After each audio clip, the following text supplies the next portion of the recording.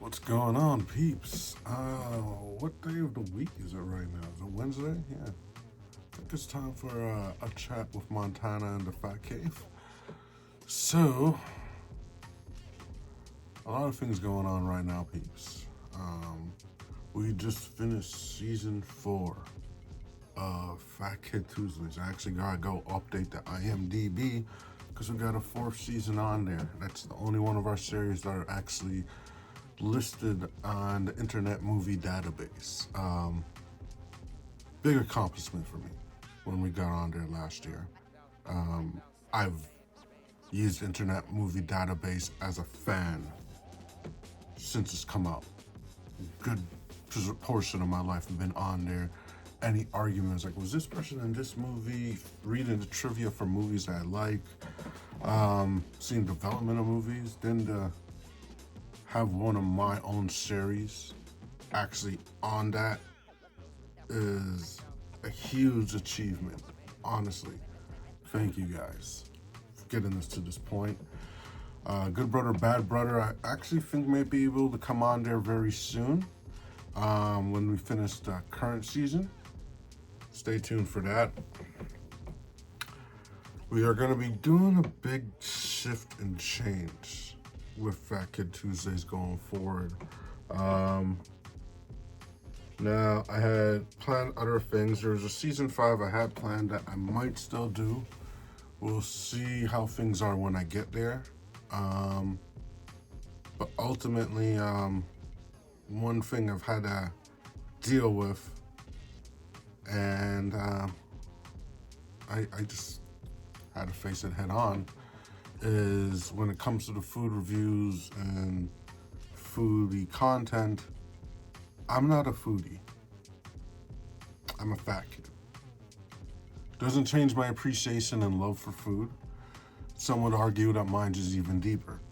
But I'm not a foodie. And there's a big distinct difference between a foodie and a fat kid. When people hear fat kid, they just think someone that's fat, someone that's greedy. It's so much more than that. When you're a fat kid, you, at points in your life, one of the things that makes you a fat kid is that you spend a lot of periods of your life eating your emotions away. And whereas some people just have a whole connection to food and love and passion for it, I have an emotional connection to food and food experiences, experiencing new experiences. Whereas a foodie just likes to share those experiences and try them out and go and have new ones. For me, they're more deeper. I wanted to do that type of content, which I still can, but it's a matter of I can't do it the way I've been doing it. As I said, a foodie could eat with anyone because they want to share those experiences, they want to go, they want to interact. I'm not a foodie, I'm a fat kid. To me, those moments, whether they be in front of a camera or off of a camera, are special. Like, food is a very deep part of my emotions.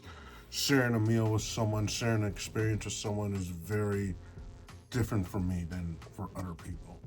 And I've come to the realization, as much as I try to make this be a professional thing, I gotta keep that on the side of YouTube where it's my personal thing.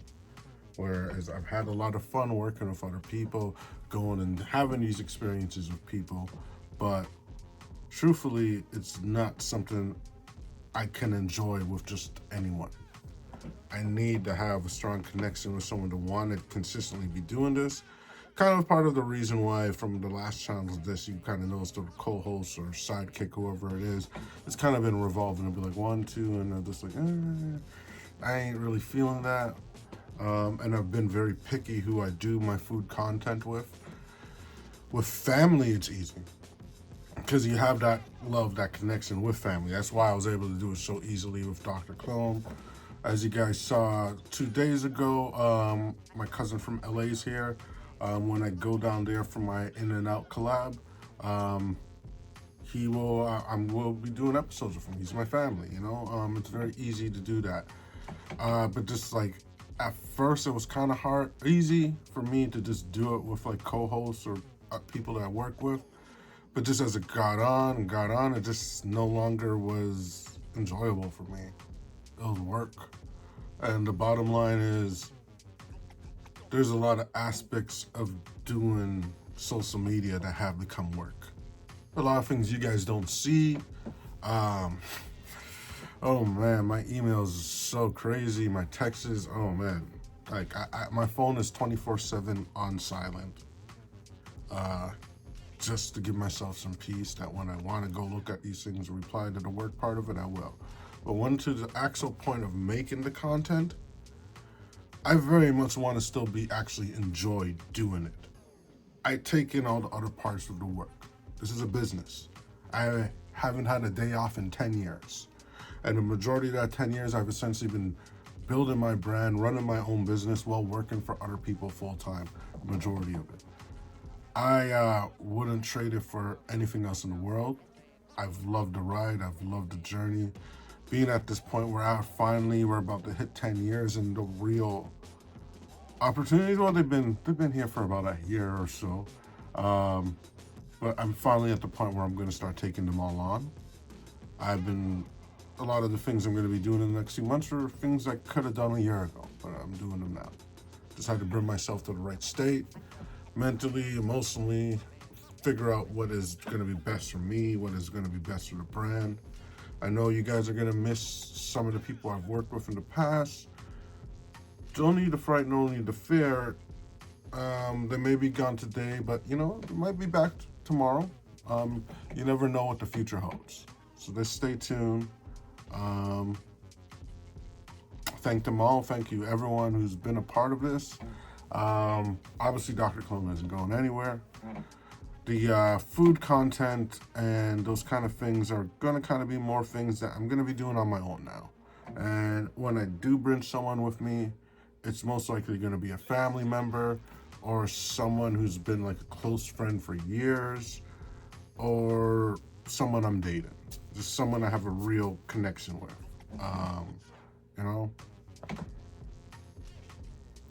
Not a lot of people in that category,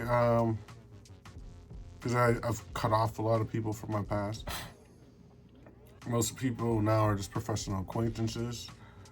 But stay tuned, because I know you guys love seeing me on camera. And I've had a few experiences recently and how easy it is for me to interact with staff and turn on my charm and whatnot.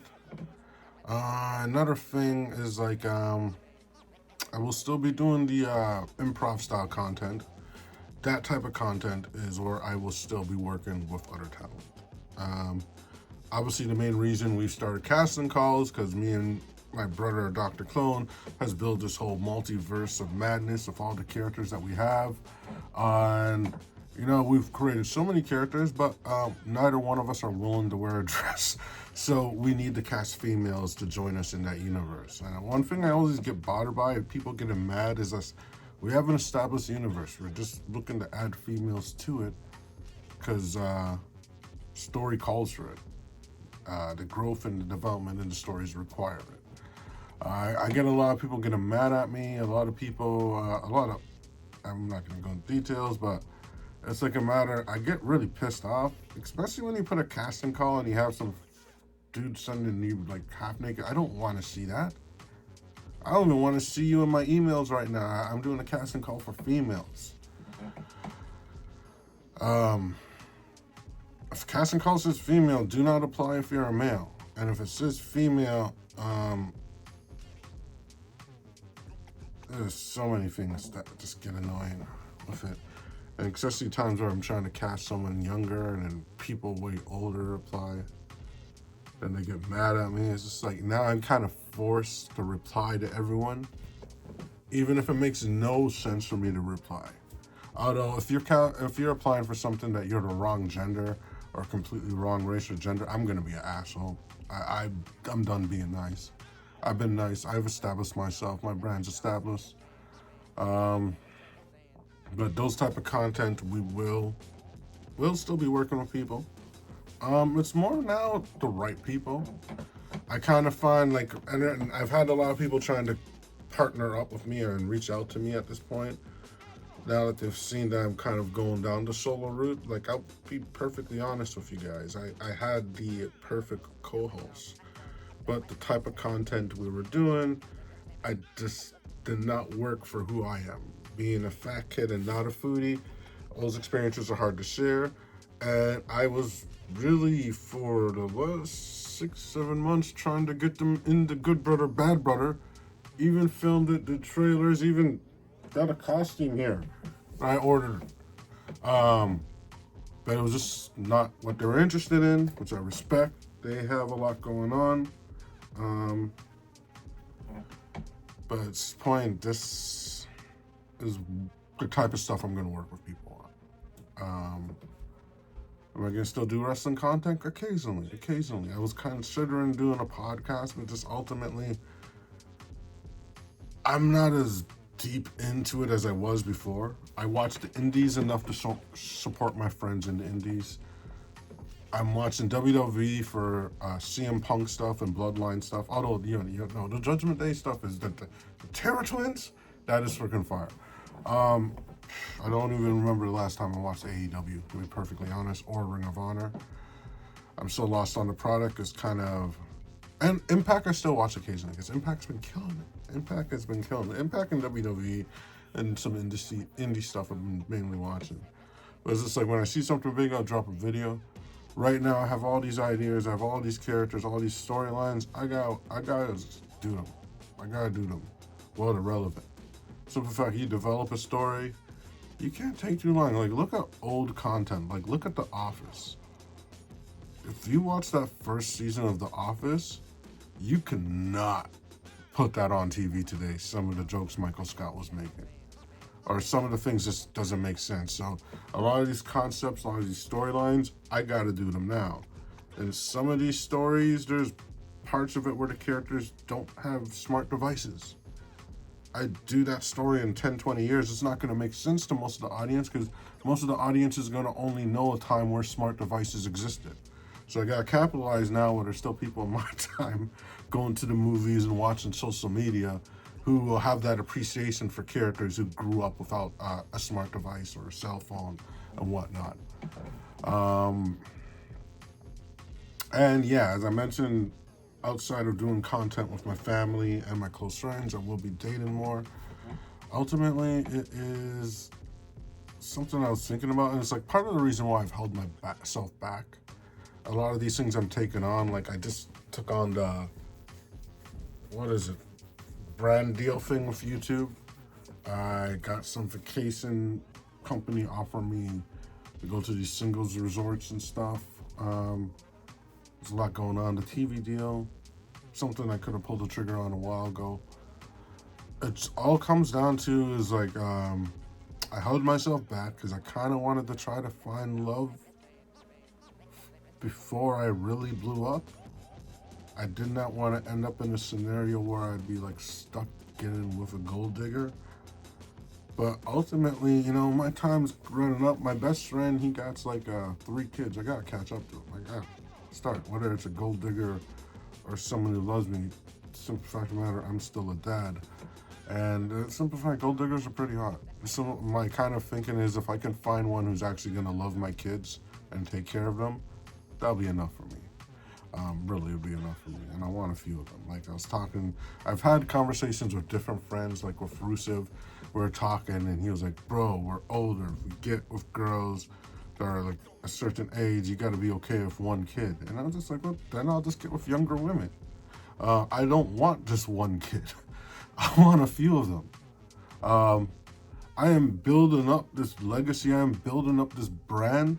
I need a bunch of mini-me's who think like me. I need a bunch of mini-me's who I can raise to think the way I do so they can take over everything that I'm doing. Because finding people with my mindset is hard. Anyone else I've met with my mindset, they already have their thing going. They have something. I need to find mini-me's so they can take over this shit one day. And train them. Well, not find. I need to make them. Make mini-me's. I'm not trying to find them. I'm going to make them. And it's a matter of finding the right person. And my bro's like, come on. He got a few kids. He's like, his kids need playmates for when they come over. I was like, okay. So yeah, I'm gonna put into work right now. Putting myself back out there. As you guys saw, had my first date of the year. I know. 8 months into the year and you're having your first date. I'm putting myself back out there. Kind of getting to the point where I realize it probably will be someone else in the industry, whether it be mainstream or social media. I get with maybe someone in music or even art, because there's some girls I've been talking to in the art world. Um, I've had some pretty deep conversations with, or maybe it will be a gold digger. Either way, they're gonna look good beside me on camera. They're gonna add everything that I'm doing, and they're gonna give me a few mini me's. So that's something you guys have to look forward. We're probably gonna make this a series, as I can send you this pursuit for it, because yeah, that's definitely a priority. It's just like a really hard thing to come to this point where it's like, okay, it's like kind of like it was like a door, and as soon as I pulled that door open, there was like no going back. I was kind of just chilling in this place where it's like, okay, I'm still a regular dude, blah blah blah blah. I don't got everyone throwing themselves at me, but then it's just like, okay, once you get through that door, it's gonna come. But I gotta trust that I have a good personality. I'm actually attractive and I'm amazing in bed. So I'm pretty sure even if it is a gold digger, I'll probably make her fall for me eventually, or pretty easily, very fast. Stay tuned. We're gonna finish the story. We're gonna get that happy ending, peeps. Stay tuned for it. Well, guys, thank you for joining me in this chat with Montana. Thank you guys for like the views. We've been getting some crazy numbers. We're getting like really close. We're at like 36,000. We're starting to climb up. I've been noticing the numbers are getting higher. I had no idea. All I had to do was cry in front of the camera a few times and put that cowboy hat back on. But yeah, don't worry, guys. The Peter Gears will be back, because I've been noticing you guys been giving him some great numbers. And you guys might need another few other versions of me coming soon. Well, thank you guys for joining me in this chat with Montana and the Fat Cave. Or what was the series called? I forget. Montana and the Fat Cave, whatever it's called. Stay good, peeps. Stay hood. And keep it lit.